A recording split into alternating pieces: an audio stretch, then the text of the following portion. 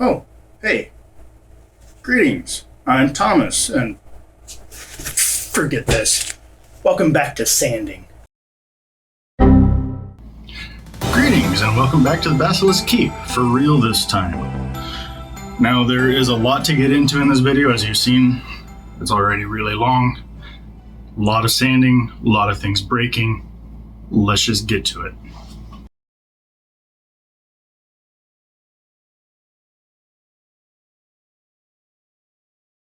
Let's start from the beginning, shall we? This is the box containing the Cuirass 3D prints, or in other words, the chest and back armor of the Mandalorian project. These were printed and sent to me by my friend Ed at A Dragon's Playthings.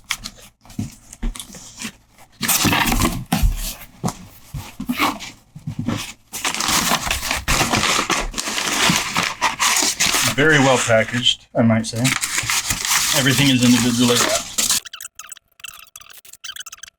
Got this Boba Fett readout from Katso Props. It fits right in there. A little bit of a tight fit because of that glob of glue, so I may have to shave that down a bit. But that'll look nice.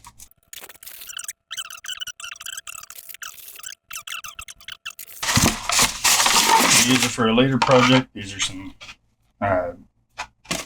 oblique plates, hip plates.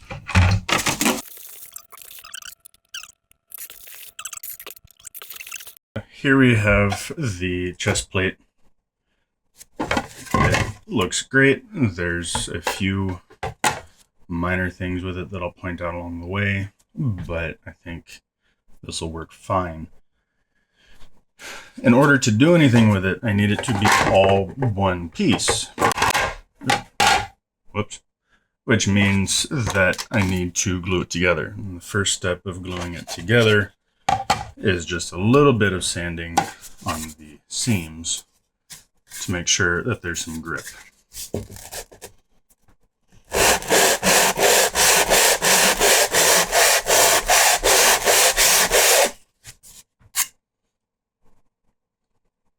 Maybe a little bit more.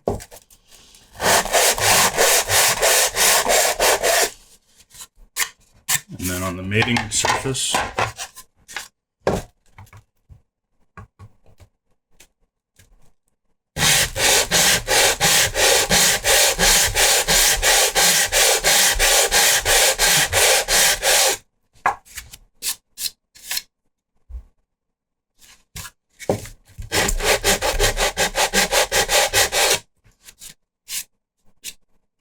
all right.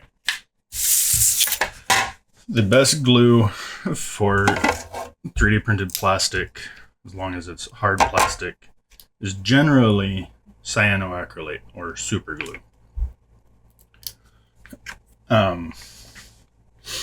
If you're using ABS, I'm not sure, maybe not. Then again, ABS also has a weld bond using acetone, so that might be a good thing.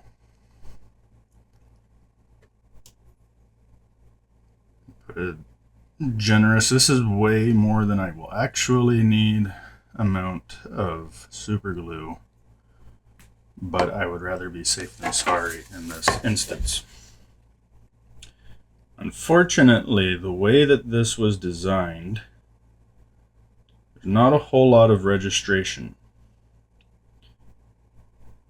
Now, because of the shape of it, there's only one way that it can actually go together. However, it doesn't lock together, is the problem. This seam will be reinforced when I put a hexagon here, a little heart plate, I think is what they're typically called. But until that point, and until we get reinforcement on the back as well, this seam right here is going to be fragile.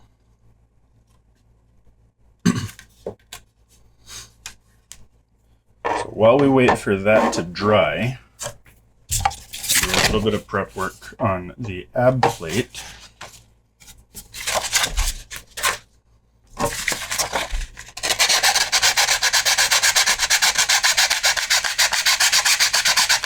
It's a lovely sound, isn't it?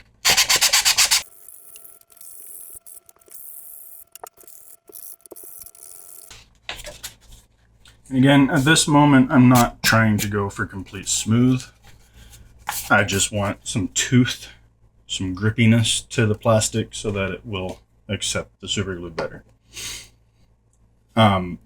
You can see a lot of banding and layer lines. That is the nature of fuse deposition 3D printing. This was printed with a 0.6 millimeter nozzle, which is fairly large, but it really was not going to be much better with a 0.4 millimeter nozzle, and it was going to use a bit more material, and it was going to take a lot more time. So since I'm going to be doing post-processing on this anyway, there's not a huge difference to going with the larger nozzle.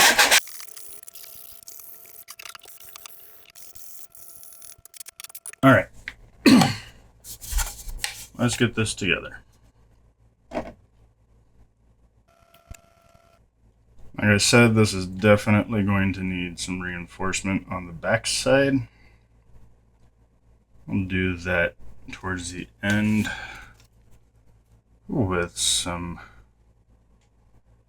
5-minute epoxy and some scrap canvas.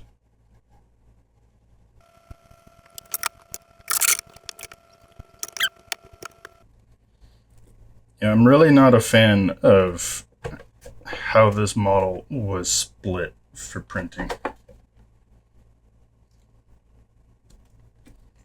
It's a good model, not very functional for printing. I'm just gonna have to hold it here for a while. See, if there's even a tiny bit of warp in the pieces, this whole process becomes a lot harder.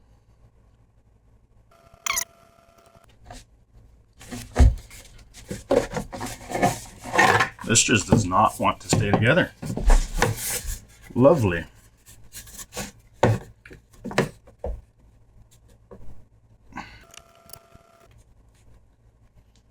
Because of the shape of it, I obviously cannot clamp it in any meaningful way. Add some extra super glue to see if that helps. It does seem to be wicking into the seam.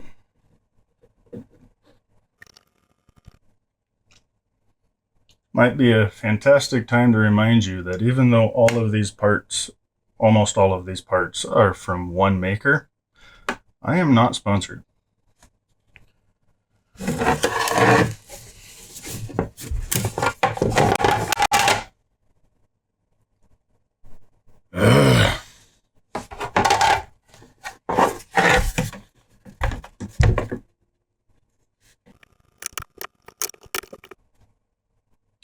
I would love to add some baking soda here, but then that would be a big ugly mess that I have to clean up later. I'm already going to have to do tons of post-processing. So I'd rather not make that job even harder.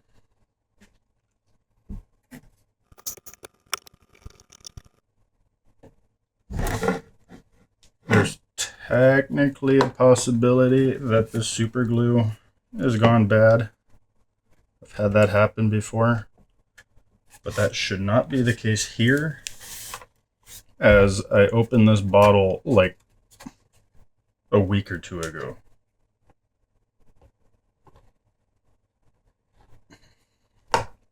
It is just a really difficult glue joint.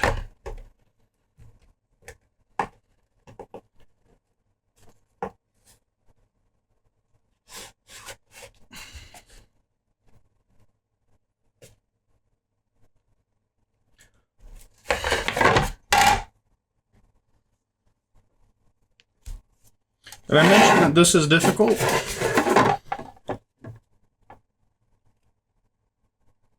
HK7335, if you're watching, maybe consider a rework of the unifier chest plate.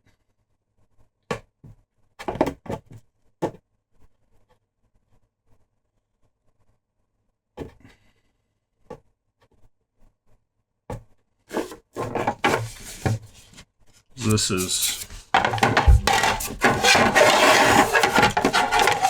a pain.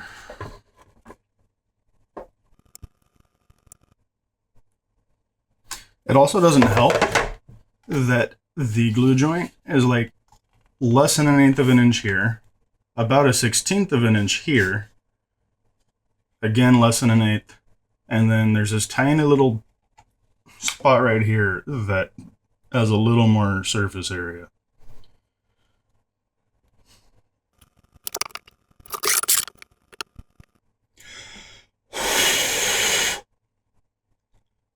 And yes, I know I could use accelerant. No, I do not have any accelerant. That is why I am not using it.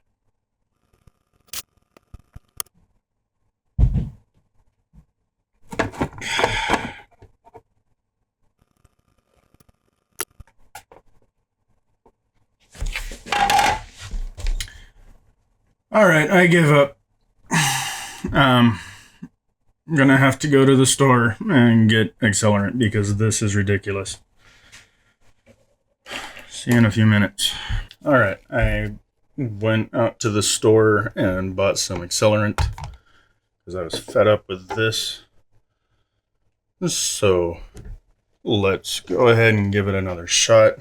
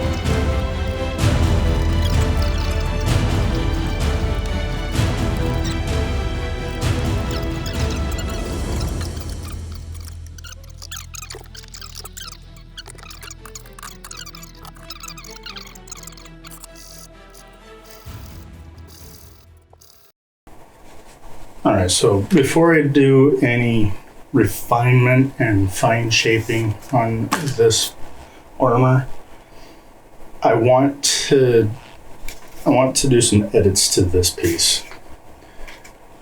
So you can kind of see it on Mr. Mannequin here.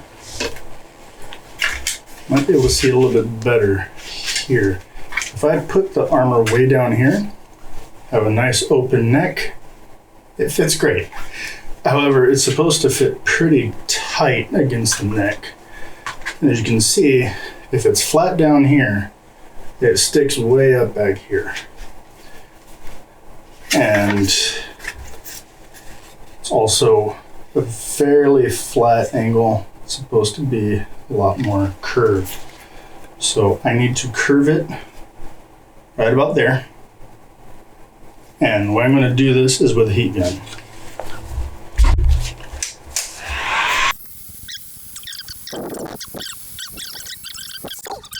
Now, Ed did warn me to be very careful when doing this.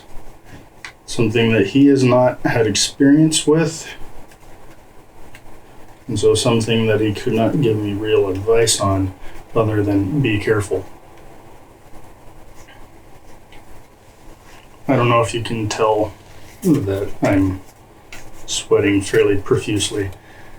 The air conditioner in my house went out this week, so I'm trying to get that taken care of. All right, let's see That's a bit better. Need to bring in the other side. See the curvature here. More pronounced right there. We're almost there. Need a little bit more.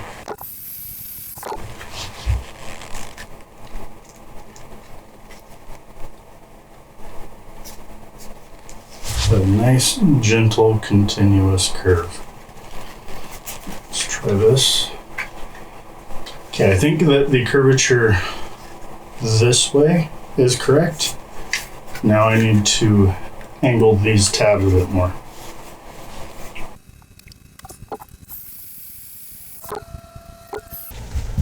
So we have our collar plate. It has been curved around, bent around so that it fits my shoulders more properly. But it still needs to be taken down a little bit. So I think first I need to sketch out a line from this tick at the corner to where it meets up at the back, roughly. And then we'll cut this other line here.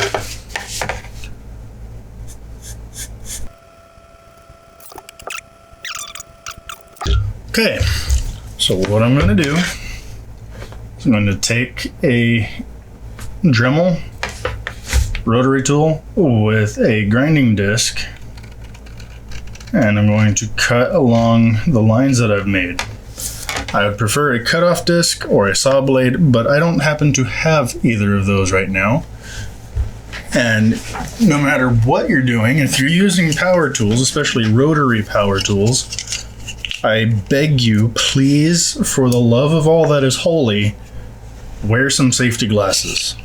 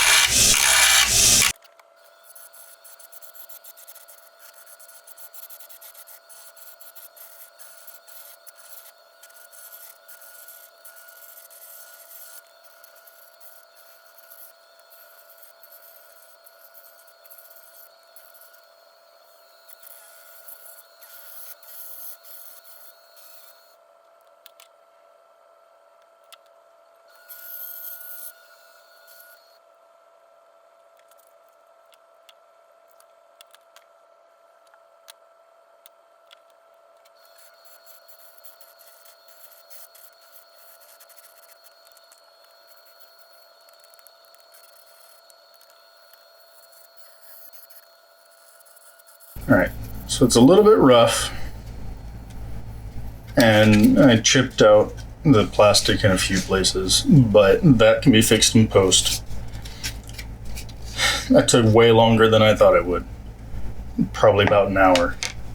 And if you're going to do this, I recommend try and find somewhere that you can do it with a bandsaw. Be a lot faster.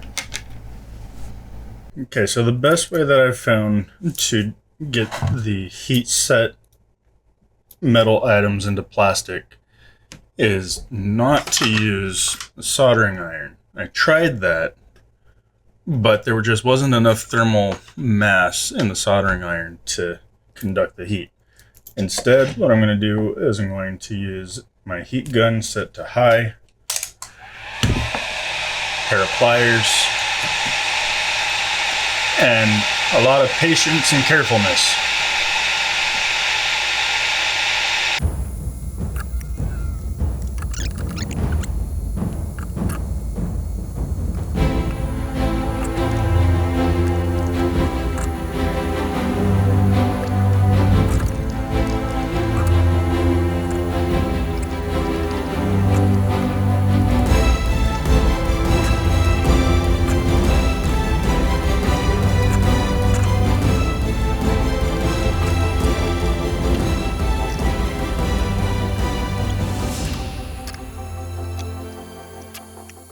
Okay, I have some 5-minute epoxy.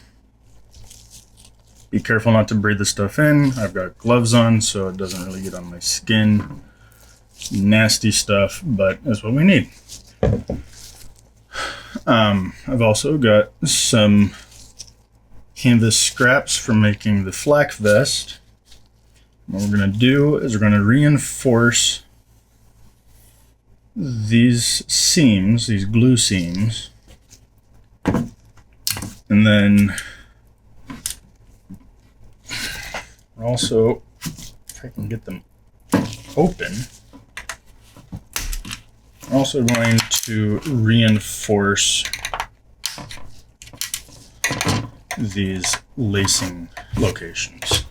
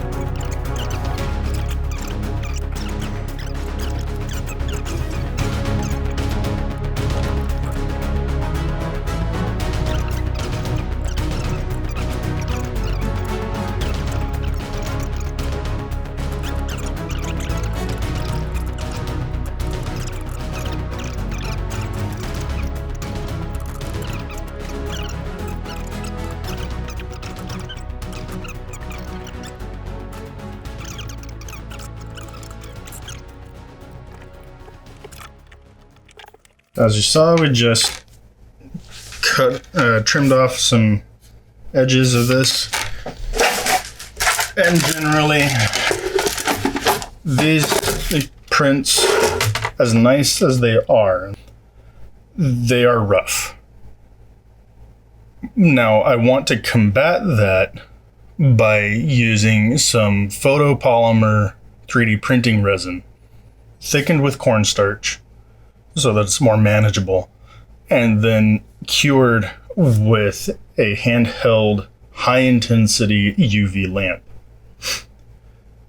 I've been told that you can just paint this stuff on, cure it, and it'll grip fine without any surface prep of the plastic beforehand. However, the stuff is not the cheapest. It's $15 to $20 per kilogram, and I'm not made of money.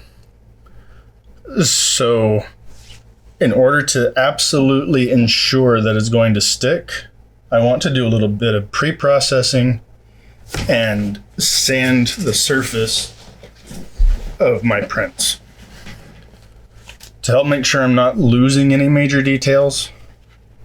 I have a sanding block. One thing that I should point out before getting real stuck into this is my iron heart right here. Now, if you remember from the beginning of the video, I was not given one of these in the batch of prints. So I made my own out of the Sintra left over from the pauldrons. That's the pattern, by the way. I just cut out half at a time. And I just glued that in with some super glue, just like the way that I put the rest of it together. So let's get started sanding.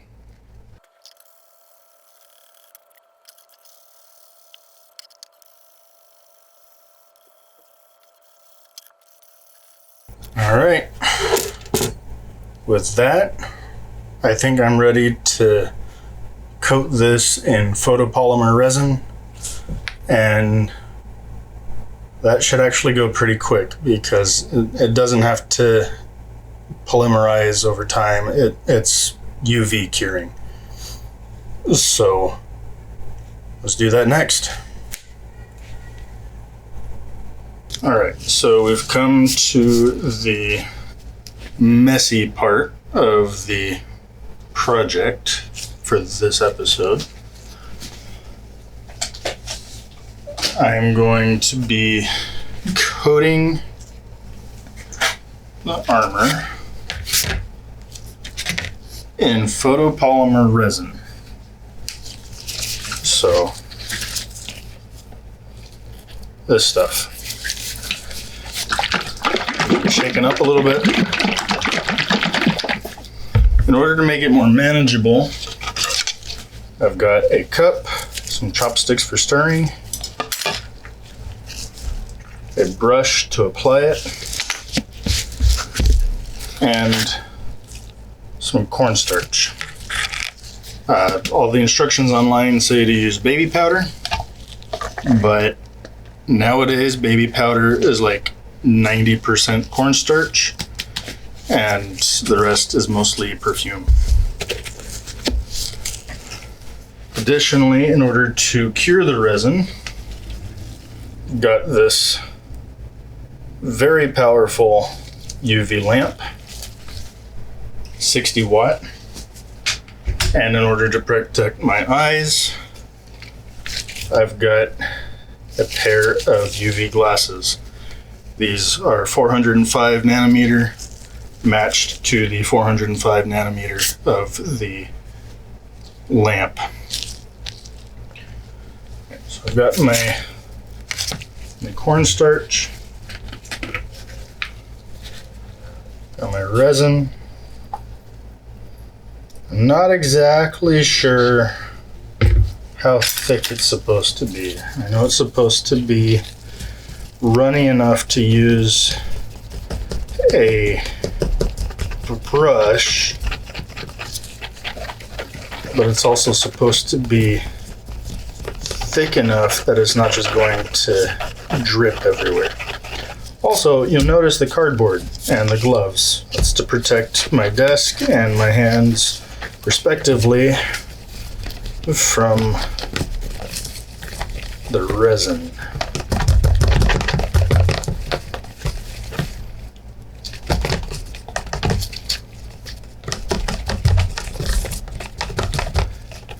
I remember hearing somewhere that it's supposed to be about as thick as a milkshake, and that's about as thick as a melted milkshake, so I think I'm going to leave it there.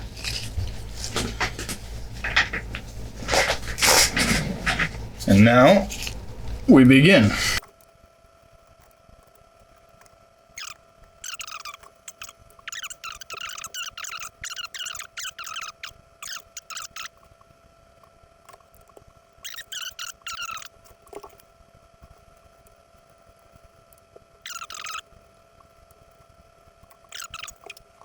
That's about it. I'm going to clean up, wash up, and then we'll do some more sanding, and then can turn it into Beskar.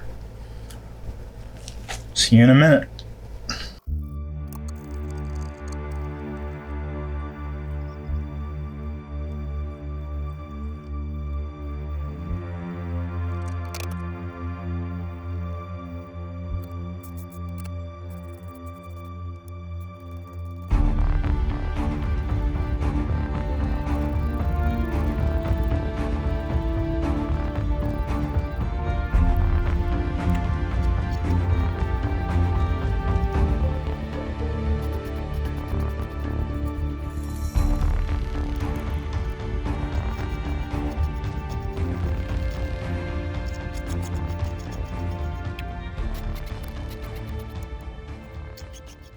Alright, let's try this again. I say again because I just did this and for some reason the camera stopped recording and closed the app.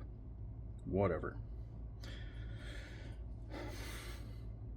There's pros and cons to the resin fill method. First and foremost, it fills everything. There's basically no layer lines anywhere that there's resin. That's great. However, you can still see it's splotchy in areas. That's not great. Also, in corners and places where it might pool, I'm not sure, maybe it just was too thick to cure properly, but you'll see that it's all chipped out. That started by being gummy and peeling, and then as it cured longer, it just chipped away, largely thanks to this guy. So lots of sanding, a bit of scraping. So what I'm going to do for the second round of filling is I have some of our Bondo from the pauldron episode thinned out with some acetone. Do not do this in an enclosed space. I'm only in here for the video, and then I'm going to go out in the garage to finish this up. It's very thin, so you can get lots of thin coverage easily. You want thin coverage so there's less sanding. Although in some places, like these tear outs, I am going to want some more buildup. So I'm going to do that, and we'll be right back.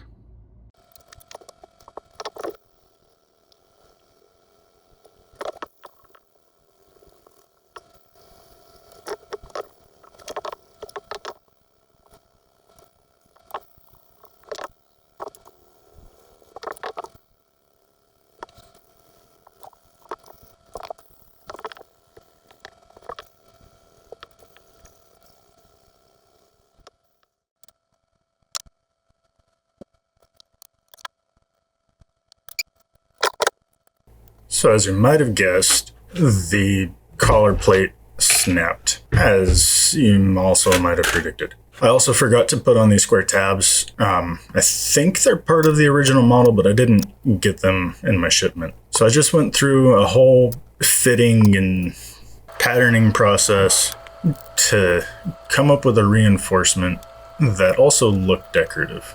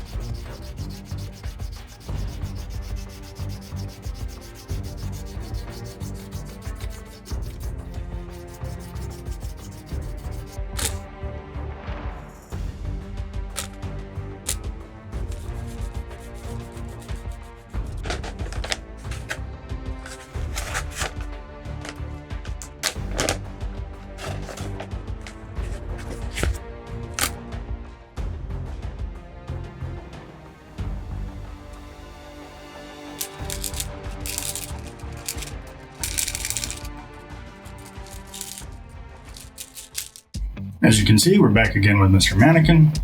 I'll have him turn for the camera, and it's pretty good. I like where this is at. Collar came together nicely. That was a blessing in disguise. Looks good, needs painted, but that's a long time from now. So there's a few key takeaways that I want to bring up. One, when you are 3D modeling things, make sure that when you split them for printing, they will go back together physically. Please. This was a nightmare. And this was no walk in the park either. It still looks iffy. 2, resin coating for smoothing works great in theory, and I'm sure that there's some people who have immaculate results. I did not. I struggled with it, and I don't think I will be turning to that method again. 3, on a positive note, thinning down Bondo with acetone works really well. Sure, it took about a dozen cycles of Bondo and sanding and Bondo and sanding, and then again with the paint, but it worked. It got us to the end result that we wanted. So Let me know your thoughts. Is there anything that I missed? Am I a complete moron? Did I just put this together totally wrong? Let me know. But in the meantime, I really appreciate if you shared the video. It would help the channel more than anything else you do. Don't forget to like, subscribe, and leave a comment. And with that, good luck. Don't die. We're all counting on you.